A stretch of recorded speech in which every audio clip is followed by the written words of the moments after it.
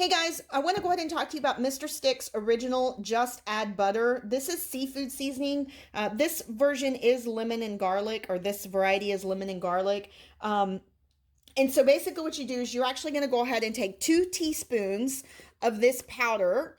You can see that it's a powder shape and it's got, some dill spices and that sort of thing in there. But you're going to actually go ahead and take 2 teaspoons of this and you're going to mix it up with melted butter. Okay. And this is really, really great if you wanted to add it to the top of your lobster, if you wanted to dip your shrimp in it, if you wanted to dip your crab in it. Fantastic product. I absolutely love adding just a little bit of zest to my butter. And because this one is lemon, it's going to give you that zest and that little bit of twang that you can go ahead and put on your fish or anything else that you're cooking. So just wanted to go ahead and talk about it a little bit and kind of give you a full overview of what it looks like.